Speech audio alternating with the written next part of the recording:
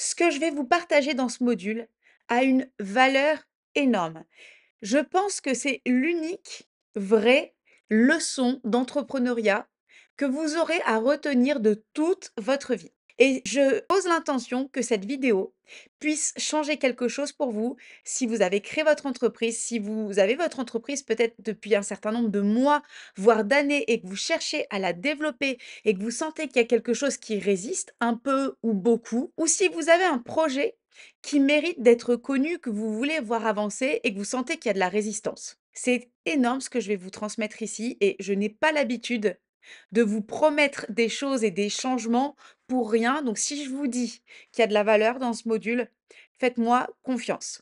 N'hésitez pas à vous abonner, à taguer quelqu'un lorsque vous aurez compris la valeur de cette vidéo, à partager ou à taguer quelqu'un qui a son entreprise, qui développe parce que je vais vous partager ici tout simplement les messages que j'aurais aimé qu'on me transmette avec sincérité, transparence. Il y a 15 ans quand j'ai créé mon entreprise, il y a 10 ans quand c'était dur et que j'étais toute seule et que je ne comprenais pas où est-ce que j'avais du mal et pourquoi ça bloquait. Et il y a encore quelques années quand j'étais en train de chercher à passer des caps et que je ne savais pas comment dépasser cela au-delà de ma stratégie qui était posée. Ça m'a pris des années de tâtonner pour comprendre ce que je vais vous partager qui, une fois que c'est partagé, paraît tellement évident, mais moi j'ai mis des années à comprendre et je comprends seulement depuis quelques années cela et ça ne fait pas si longtemps que j'arrive à le verbaliser de la sorte et que je suis prête à le faire pour vous. Plus de 15 ans d'entrepreneuriat dans ma vie, pour moi, pour être tout à fait honnête, ça n'a pas été très vite. J'ai vu des personnes qui ont eu des avancées fulgurantes.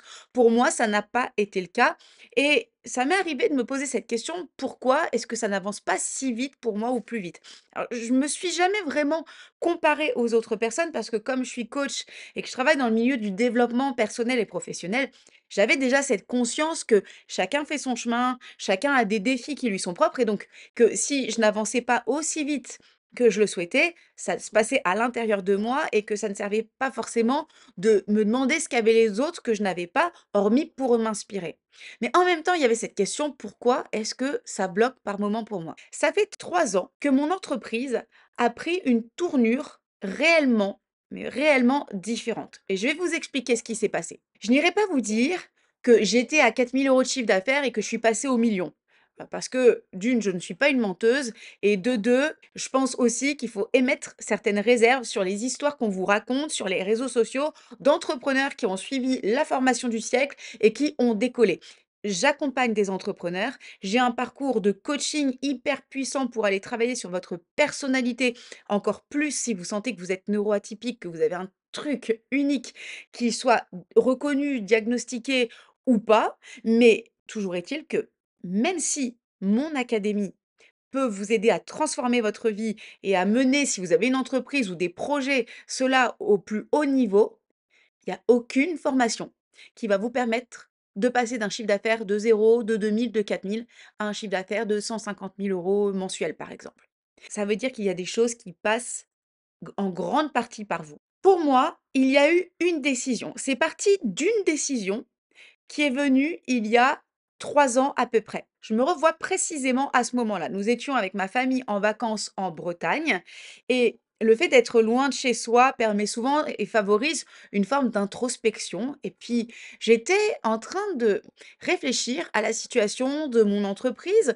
Certes, je réalisais du chiffre d'affaires, j'avais des activités intéressantes, j'y viens juste après, mais j'avais pas le chiffre d'affaires qui me permettait de vivre décemment, honorablement de mon entreprise. Et puis surtout, j'avais conscience de la valeur de ce que j'apporte et du décalage qui existait entre la valeur de ce que j'apporte et le chiffre d'affaires que je réalisais et la rémunération que je pouvais me dégager de mon entreprise. Et j'ai fait un point avec moi-même, comme ça arrive des fois qu'on fasse un point tout à fait transparent avec soi.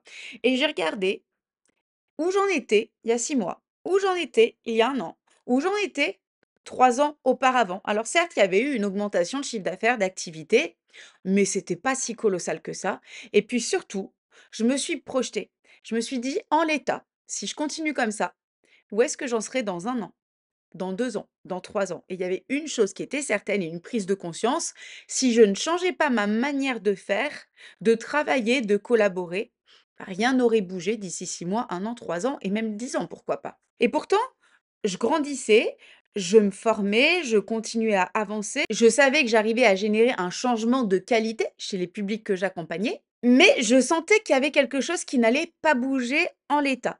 Et j'ai pris une très grosse décision ce jour-là précisément. Et je l'ai même partagé à mon mari ce jour-là en lui disant, j'ai décidé quelque chose, je vais arrêter de travailler en sous-traitance, c'est terminé. Maintenant, je ne veux travailler qu'avec mes clients en direct et avec mes clients de cœur et je veux que ça se passe bien et je veux pouvoir apporter un travail de qualité, être reconnue pour la qualité que j'apporte, pouvoir suivre mes clients et pouvoir être rémunérée, rétribuée en termes de chiffre d'affaires et puis après de rémunération pour moi à la hauteur des prestations que j'apporte. Et je tiens à préciser, il n'y a rien de péjoratif à travailler en sous-traitance. Quand on est indépendant, on devrait théoriquement, mais dans les faits, on ne peut pas être sur tous les fronts. C'était très sympa. J'avais sélectionné notamment un organisme de formation avec lequel je travaillais beaucoup, avec qui ça se passait bien, avec qui j'avais aussi de très bonnes relations humaines, de confiance et professionnelles.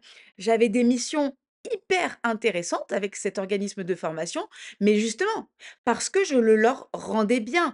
On me confiait des formations de top niveau, j'accompagnais des grands groupes. En général, c'était des managers, des dirigeants qui avaient déjà 5 ans, 10 ans d'expérience managériale.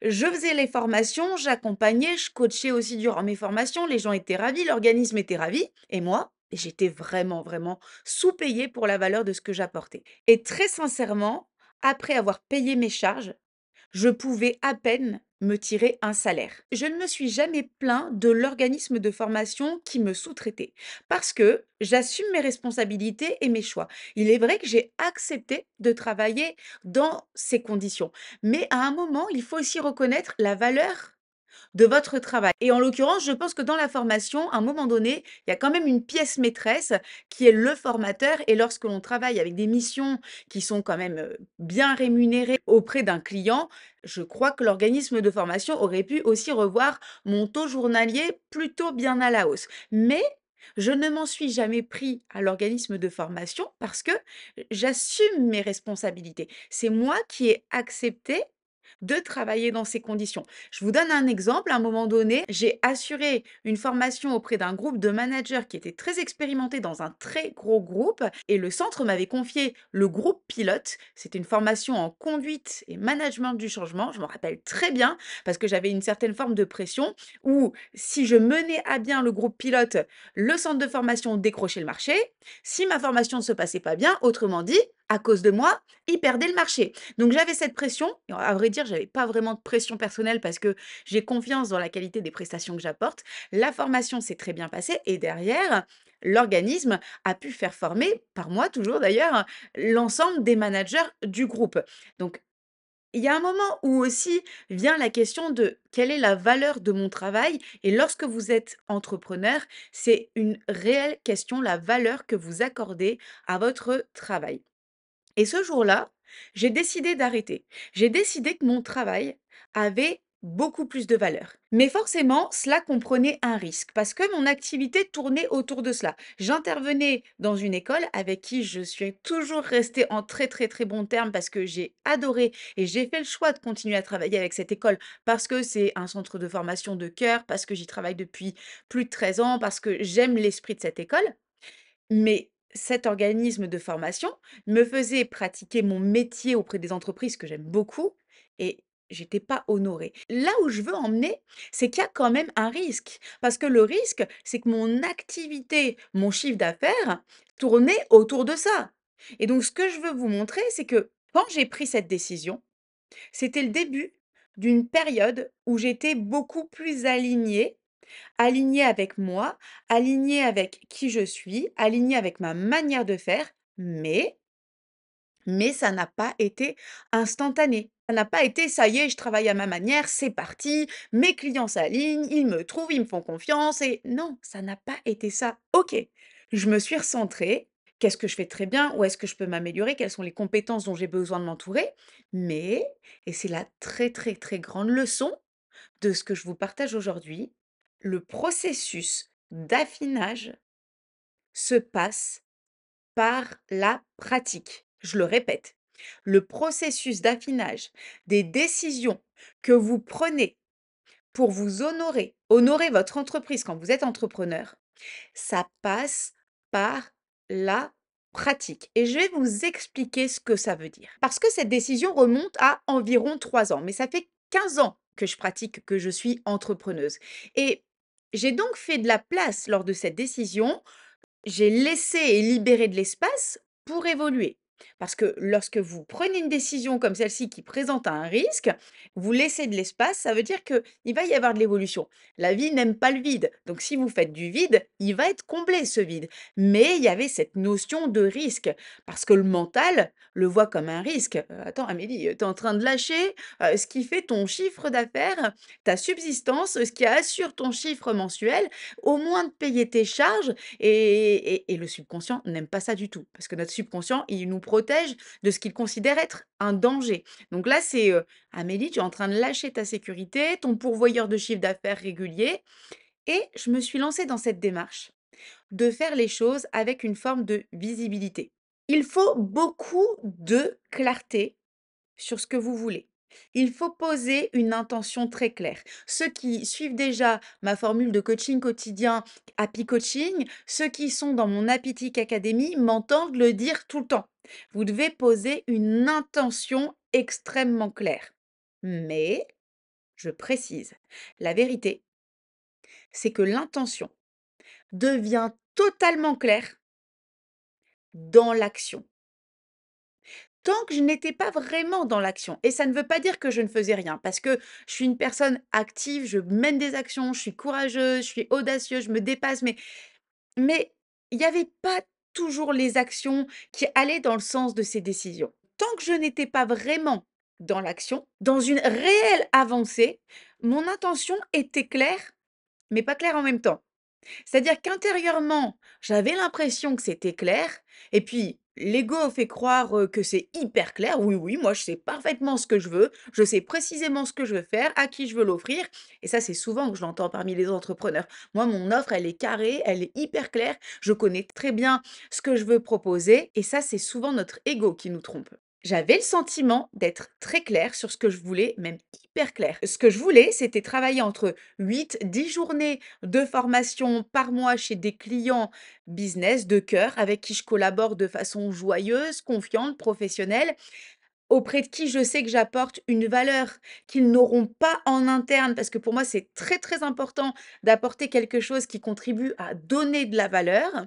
Pour moi, c'était complètement clair. 8, 10 jours par mois d'intervention avec un chiffre d'affaires qui soit correct pour mon entreprise, pour me rémunérer, parce que je dois me rémunérer et que j'ai une famille également.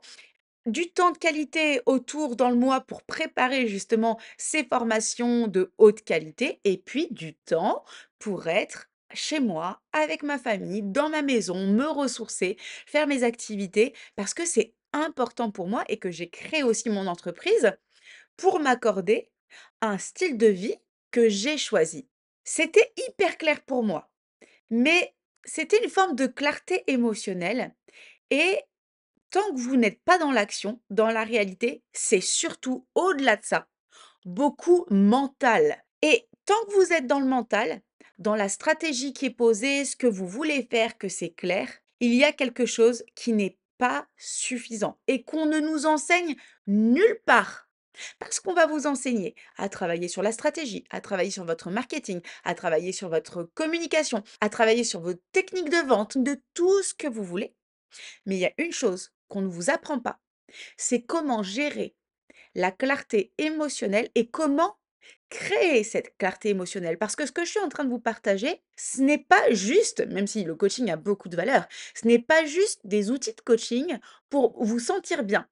Ce que je vous partage, c'est la réalité parce que c'est pas juste du mindset, c'est de la stratégie. Quand j'ai pris cette décision, j'ai prospecté, j'ai continué toutes ces démarches qui ne venaient pas de nulle part parce que j'ai toujours eu cette démarche de prospection, de développement commercial en parallèle de mon activité, même si forcément je manquais de temps parce que quand j'étais en animation de formation aussi intense et régulière, j'avais moins de temps pour prospecter et approcher des clients de qualité. Mais ça n'était pas aussi fluide. Je suis passée par quelque chose que j'enseigne dans mon académie et dans Happy Coaching, c'est vraiment se laisser aller, s'abandonner dans cette perspective. OK, je lâche, je lâche. J'ai créé ma stratégie, je sais ce que je veux, je lâche ça pour que les choses arrivent, pour les rendre plus grandes, plus honorables pour moi, dans la confiance et ça ne marche pas comme ça. En tout cas, ça ne marche pas toujours comme ça et je vais vous expliquer pourquoi. Si vous pouvez bénéficier de mes années de pratique, je vous les partage avec grande joie parce que vous affinez votre intention, vous affinez votre démarche, vous affinez votre projet, votre objectif, votre rêve, vous affinez par la pratique et la vraie pratique. Pas la pratique où vous êtes à votre bureau et où vous écrivez votre stratégie affinée et réaffinée de jour en jour. C'est sûr que vous travaillez sur la stratégie. C'est une entreprise, développer son entreprise, c'est pas fingers in the nose, j'y vais, j'ai écrit ma stratégie et ça fonctionne. Parce que c'est ça qui vous fait grandir. Vous voulez que je vous dise la vérité. La vérité qui est très franche, pas forcément très jolie et assez dure à entendre. En faisant ça, vous savez très bien quand vous allez affiner votre approche par la pratique, vous savez très bien que vous allez prendre beaucoup de non. Et en fait, je dirais même pas tant que ça. C'est pas beaucoup de «non» que vous allez prendre. Moi, j'ai pas beaucoup de «non» et j'ai pas eu tellement de «non». À la limite, le «non», vous l'avez quand vous avez déjà l'occasion d'échanger, d'avoir amorcé le dialogue avec un prospect ou un client et je dirais que c'est pas forcément le plus dur parce que quand la relation elle est présente et que vous échangez, si vous avez une bonne intelligence émotionnelle que vous pouvez développer d'ailleurs dans Happy Coaching et dans mon Happytic Academy, bah, globalement, le non, vous le gérez bien parce que c'est rarement un non ferme catégorique. Ce qui va être le plus difficile à développer et à affiner par la pratique, c'est que vous avez surtout beaucoup de rien. On ne vous répond pas, on ne s'intéresse pas à votre offre, il y a pas de contrepartie à ce que vous proposez sur les réseaux sociaux, par mail, lors de vos appels téléphoniques. Que ce soit du particulier ou des entreprises, les gens ont leur vie, ils ont leurs préoccupations. Vous n'êtes absolument pas le centre du monde et encore moins du leur. Et ça, c'est une petite violence de l'ego qui va se dire: «Mais c'est pas normal, c'est pas juste, et pourquoi? Et ça marche pas, et pourtant je fais ce qu'il faut, et j'ai écouté ce qu'on m'a dit». Mais c'est la réalité. Et il faut qu'on le dise, il faut qu'on l'explique et surtout, il faut comprendre ce qui se passe et comment traverser cette période-là. Parce que ça, moi, j'ai pas trouvé où est-ce qu'on l'inculque. Ce qui va faire grandir et la grande leçon que je veux vous transmettre quand je vous dis de vous confronter et d'affiner par la pratique, c'est que vous confrontez aux autres, à vos prospects, à vos contacts, à vos clients et pas seulement le fait de faire votre offre, c'est vraiment le fait de vous présenter. C'est ça qui va vous faire grandir et qui va vous faire réussir dans votre projet. Qu'est-ce que je veux dire par là? C'est je me présente, je suis là. Je je suis là et je me présente devant le marché, en quelque sorte, à mes contacts, à mes prospects, à mes clients potentiels et le message que je laisse entendre, c'est: «Je suis là, d'une manière ou d'une autre, je vais me confronter et je vais aller voir ce qui se passe». Je sais que ça peut fonctionner comme ça, mais je sais aussi que ça peut ne pas fonctionner tel que je l'ai prévu et là, je vais affiner et c'est parfois là que certains laissent tomber parce qu'ils se découragent. Et vous savez, si 90 des entrepreneurs échouent, ça n'est pas qu'ils échouent parce que ça marche pas. Ils échouent parce qu'ils arrêtent avant d'avoir réussi. Mais en même temps, qui pourrait le reprocher? Parce que si j'essaye, je réessaye, je réessaye, je réessaye et je vis des échecs en permanence, c'est un peu normal qu'au bout d'un moment, je me dise: «Bon, bah, ça marche pas pour moi» et que je me décourage. Et là est la nuance. Parce qu'il y a ceux qui connaissent pas les outils du développement personnel et du mindset et de l'état d'esprit. Et il y a ceux qui, comme moi, peut-être comme vous, en connaissent une bonne partie et se disent: «Mais qu'est-ce qui va pas là chez moi? J'ai développé mon état d'esprit, je suis positive, je travaille sur moi, je dépasse toutes mes croyances limitantes qui me bloquent et ça avance pas. Qu'est-ce que j'ai là comme problème?» La vérité, c'est que vous n'arrivez pas avec votre offre stratégique et puis vous allez avoir soit des oui, soit des non. Vous allez vous confronter à une forme de silence, de latence et ça, j'en parle beaucoup dans mes accompagnements, de cette latence entre le moment où vous êtes aligné, vous savez que c'est ça et ce moment où vous commencez. à avoir les résultats. Il y a une sorte de latence qui peut être très décourageante pour beaucoup de dirigeants, d'entrepreneurs, de créateurs. Et même si pour vous, c'est pas une entreprise, mais c'est un autre projet que vous développez, c'est exactement la même chose. Et en fait, si ça ne marche pas immédiatement, ça ne vient pas du fait que j'ai pas de réseau, qu'il faut du temps, que blablabla. Ça, c'est mon mental qui va se trouver des excuses et qui va chercher des raisons. Non, c'est dû au fait qu'il vous faut vous confronter à la réalité.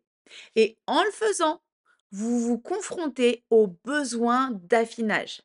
C'est difficile parce que c'est comme lorsque vous démarrez le sport. Mais le sport, pas vraiment de zéro. Peut-être que vous avez déjà fait de la compétition, vous étiez très fort dans un domaine, puis peut-être ça fait longtemps que vous avez diminué le sport et vous voulez vous y remettre, ou bien vous êtes déjà un sportif et vous voulez passer au niveau supérieur. Et puis là, vous vous inscrivez dans un club ou une salle de sport et là, vous vous dites: «Eh oh, ça va le faire là, c'est bon, moi je sais ce que je veux, je suis fort, c'est moi, eh oh, quand même!»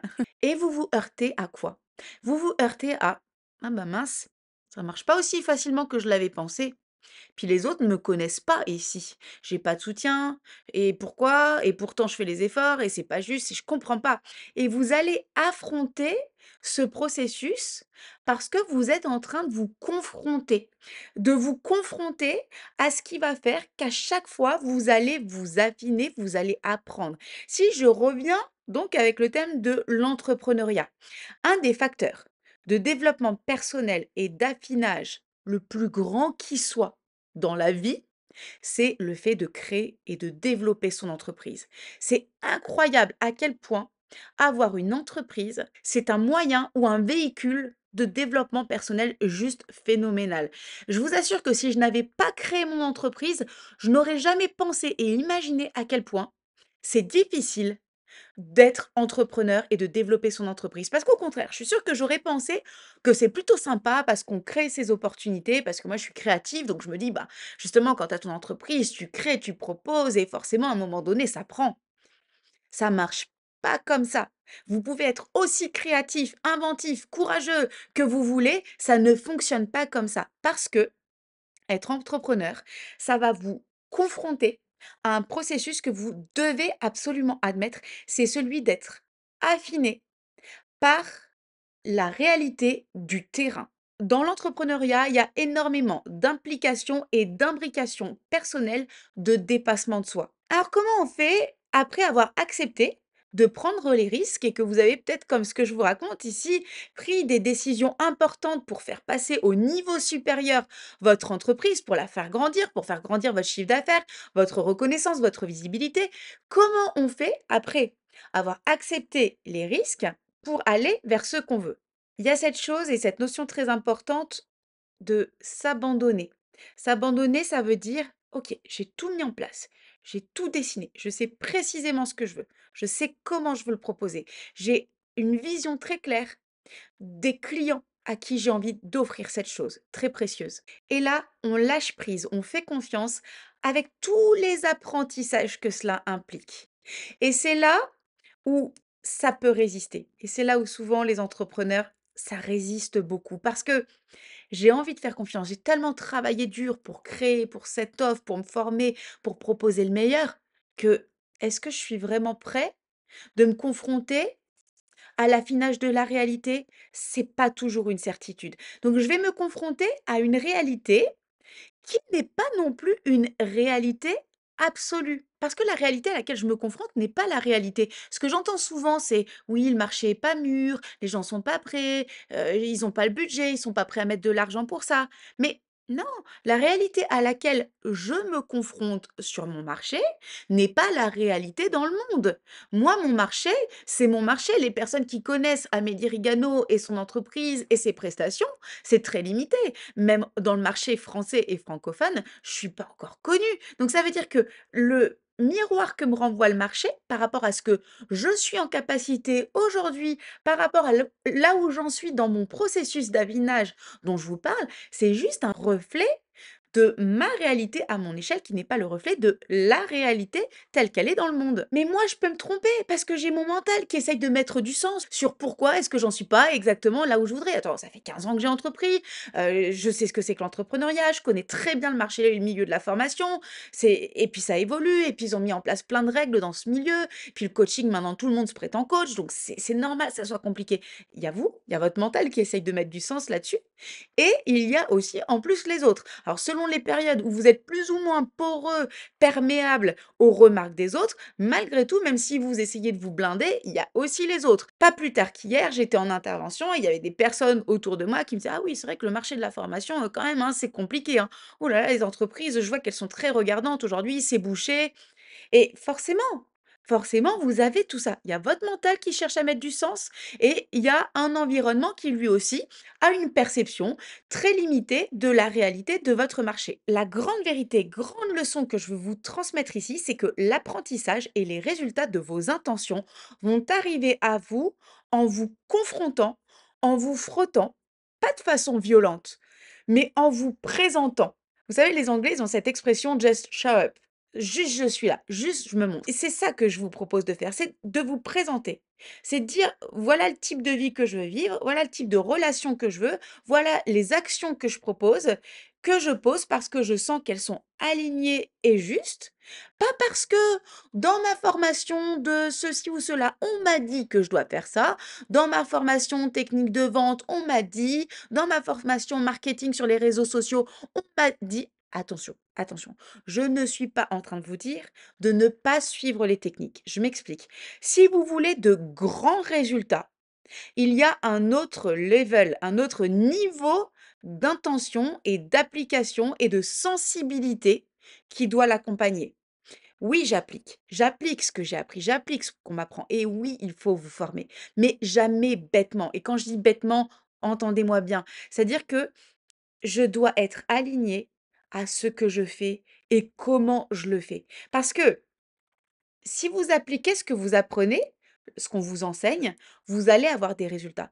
Mais si vous voulez avoir de grands résultats et vivre vraiment le projet que vous êtes en train de développer, il y a une autre facette qui doit être très présente. C'est celle de ce que vous êtes et ce que vous vivez et ce à quoi vous vous alignez intérieurement. Et là, ça signifie que je sais que je vais prendre un certain nombre de «non», et ça n'est jamais facile d'avoir des «non», et au-delà des «non», comme je vous le disais, c'est plutôt une absence de réaction ou des réactions qui ne sont pas celles que j'aimerais avoir, auxquelles je vais me confronter. Et le processus que vous pouvez mettre en place, là, je vous délivre une partie de stratégie. C'est de se dire: «OK, moi je propose ça et j'obtiens des réactions». Ces réactions peuvent être des réactions positives, des réactions négatives et, comme je vous l'ai dit, très souvent des absences de réaction, et ça va me confronter. Ouais, OK. Alors là, on m'a dit non, mais Amélie, est-ce que c'est vraiment ça au fond que tu veux? Parce que si en vrai, on t'avait dit oui, est-ce que c'est vraiment ça? Tu as travaillé ta stratégie, tu as proposé ton offre, mais compte tenu de s'être confronté à la situation, de le mettre dans la réalité, de l'exposer par exemple à un prospect, est-ce que c'est vraiment ce que j'aurais eu envie?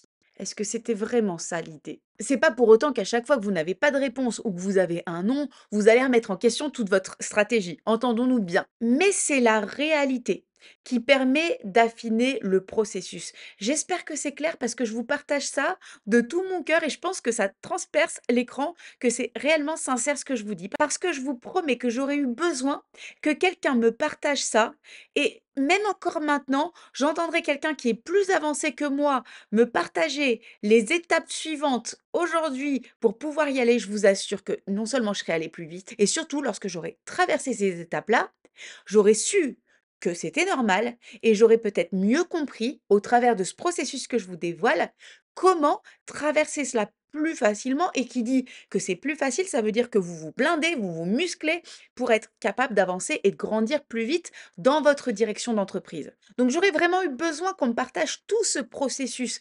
émotionnel. Mais ça n'est pas qu'un processus émotionnel, c'est très stratégique ce que je vous dis, parce que je suis en train de décortiquer avec vous comment ça fonctionne lorsqu'on est en train de confronter son offre, son projet à la réalité du terrain et du marché. Et comment je fais en termes de stratégie? C'est OK, là j'ai proposé mon offre, j'y croyais vraiment, j'y croyais et on m'a dit non, j'ai reçu un non, un désintérêt ou quelque chose. OK, là je prends une claque. Moi, dans mon fonctionnement, en général, quand je prends une claque comme ça, que j'ai mis mon cœur et que je suis allée à fond dans un projet et que on me dit un non alors que vraiment c'était bien avancé, j'en ai pour 48 heures. Je me connais, c'est 48 heures. Chacun son délai. Moi, je sais que c'est 48 heures. Donc, déjà, sachez que c'est normal d'avoir au moins ce délai où, même si vous avez un super mindset, l'entrepreneuriat, il faut savoir que c'est quand même fait de montagnes russes.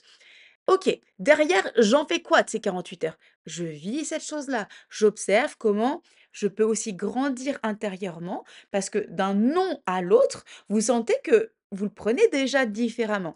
Et une fois que ces 48 heures sont passées, OK, je fais quoi? Alors là, j'ai un renouveau, un regain d'énergie. Et puis je me dis, allez, c'est pas grave parce que peut-être que c'est pas exactement ça. Et puis il faudra que j'affine. Et puis maintenant, je vais proposer de la sorte. Et puis mon message est OK.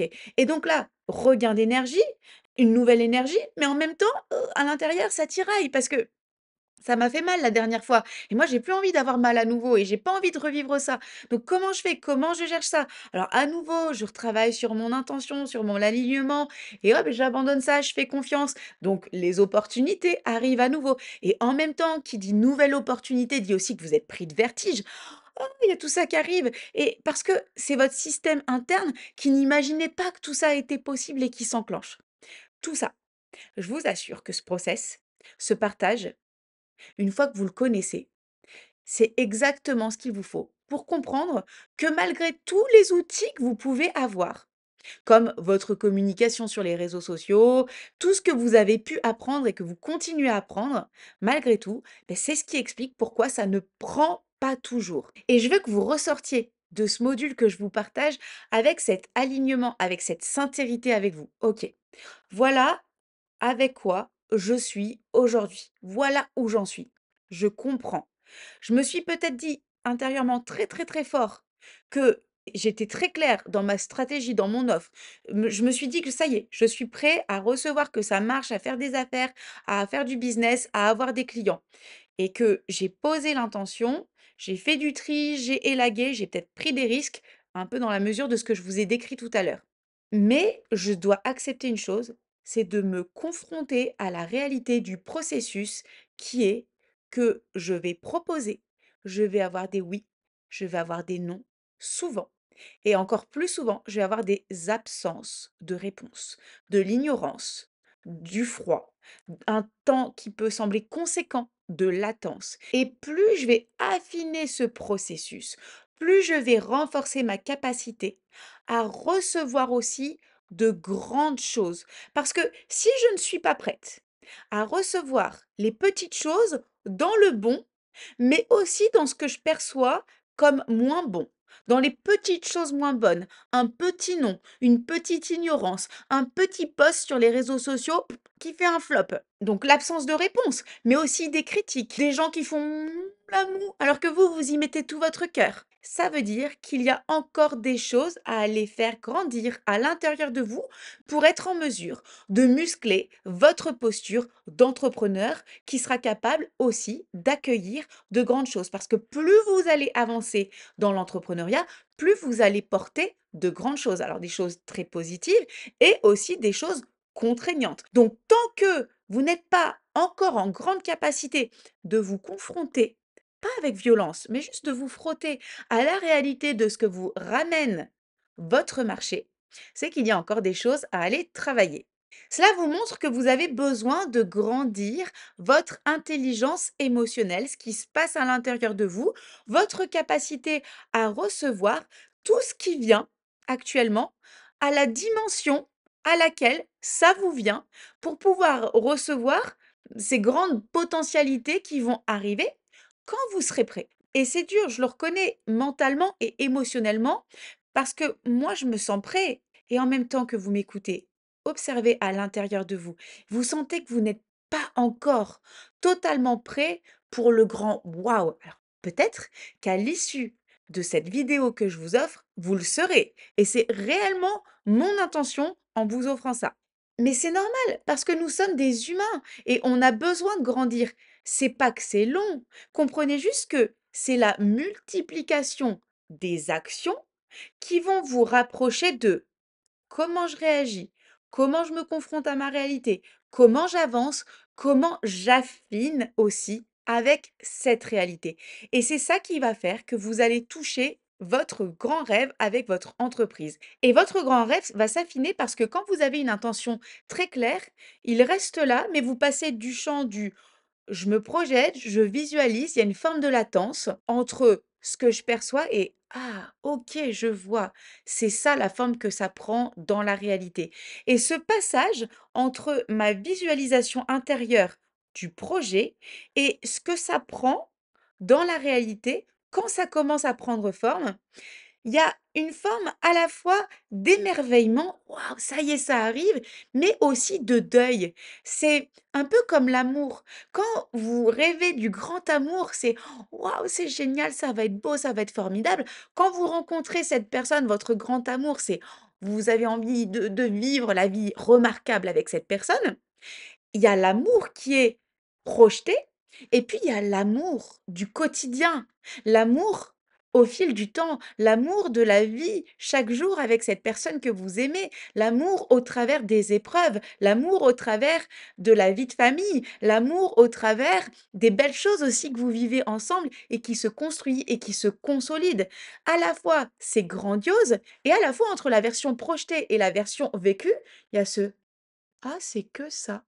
Ouais, mais c'est que ça et c'est génial, c'est magnifique ce ça et en plus, lorsqu'on est neuroatypique, quand vous êtes parmi mes atypiques, comme j'appelle ma communauté, ce passage-là est encore amplifié parce qu'on y met beaucoup d'émotions et de visualisation. Ça peut avoir une valeur énorme dans votre vie si vous prenez pour vous tout ce que cela imp si je vais encore plus loin avec vous en transparence dans ce partage.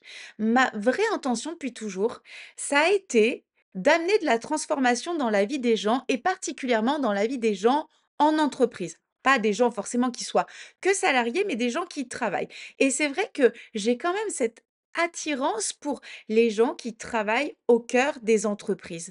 Pourquoi? Parce que j'ai toujours été admirative de l'entreprise. C'est quelque chose que je raconte souvent. Quand j'étais petite, je me disais, mais comment on fait pour faire son magasin? Parce que j'avais pas le mot entreprise en tête et pour moi, c'était un magasin. Et je me dis, mais comment on fait pour faire son magasin? Et c'est certainement ça aussi qui a fait que j'ai créé mon entreprise parce que je trouvais ça juste incroyable et impressionnant de créer son magasin où on a des clients qu'on sert qui viennent chez nous et je trouvais ça waouh, je savais pas comment on faisait ça. Et j'ai toujours d'ailleurs pas de magasin, mais j'ai une entreprise. J'ai toujours eu cette conscience qu'il y a des gens et que ces gens ont une personnalité qui est la leur, en dehors de l'entreprise et je me suis toujours dit que c'était bizarre.